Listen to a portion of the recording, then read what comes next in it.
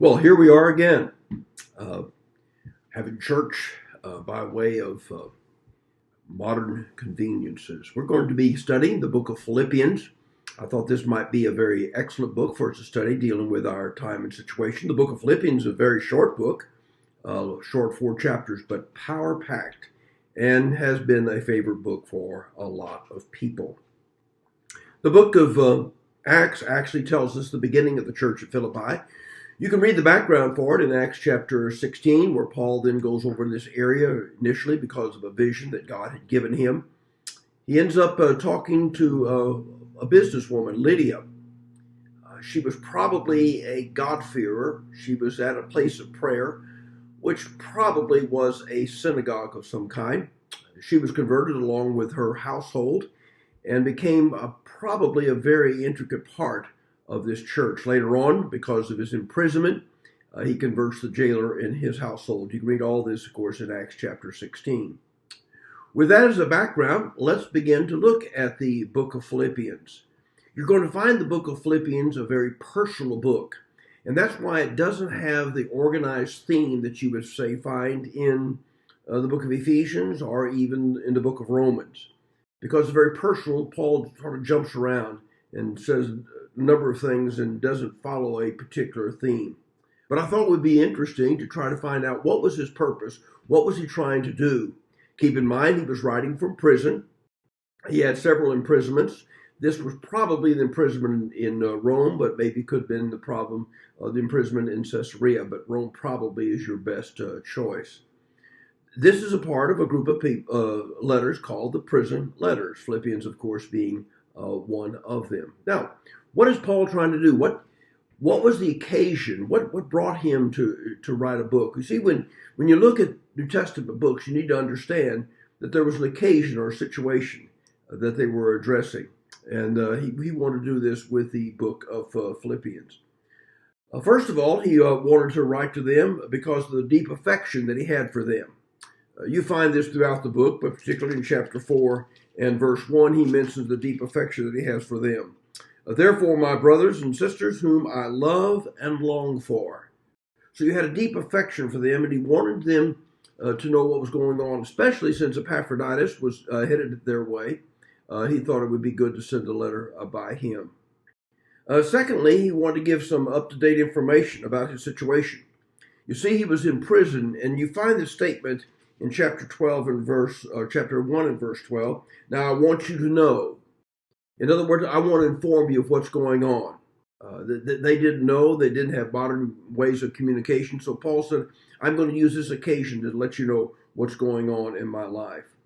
Next, he wanted to warn them about some false teachers. You find that in chapter 3, that they were going to cause problems and difficulties for them. And he called them those dogs, and that's not a little miniature pet. That's a very vicious animal that he had reference to. Next, he wanted to encourage them to remain faithful. Because of some of the opposition that they were going to have, maybe from some false teachers, continuing to be faithful was going to be a difficult situation. Next, he wanted to inform them about Epaphroditus and what was going on with him. Because in chapter 2, the latter part of it, he talks about Epaphroditus. He said, verse 25, but I think it's necessary to send him back to you. He was my co-worker. He was my fellow soldier. And he's also your messenger. Interesting word there. It's the word that you would have for apostle. He was a messenger whom you sent to care for my needs. And he longed for you and is distressed because you heard that he was ill. Indeed, he was ill. And he almost died. But God had mercy on him, not only him, but also to us, to spare me sorrow upon sorrow. So he wanted to inform them of how Epaphroditus also was doing. Also, he wanted to deal with one of the issues throughout this letter, and that is the problem of disunity, probably rooted in some form of selfishness, and we'll see that as we go through the book. And next, he wanted them to rejoice in spite of the circumstances. The word joy or rejoice occurs 16 times in this book. And when a word occurs that many times in a book, obviously it's a very important part of the book. And finally, he wanted to express to them his personal thanks for the support that they were to him while he was in prison. You find that as he closes the book in chapter 4, verses 10 through 20. And he was really grateful for them. One preacher one time referred to the book of Philippians as Paul's sweetheart church. He did have some criticism, and we'll see this as we go through the book, but probably had less criticism of this church than any letter that he wrote in all the letters that he had. You're going to find the book of Philippians to be a very personal book. It's going to be a very important book. And you're going to see Paul's heart in this book probably as well as any book that he wrote. And the book of Philippians can speak to us too. We're in a situation that we didn't want. This is not what the script we had for our lives. Paul did not want to go to prison. That was not in his agenda. But he went to prison in spite of everything that he could do. But the question is, can this situation work out for his good? Are there some positive things going on in his life as a result of imprisonment? And we're going to see that very strongly, especially in chapter 1, when he talks about what happened to the brothers, what's happened also to the palace guard. So you give Paul a lemon, and as someone says, he'll make lemonade out of it. And that's really the message that we need to understand in this day and time.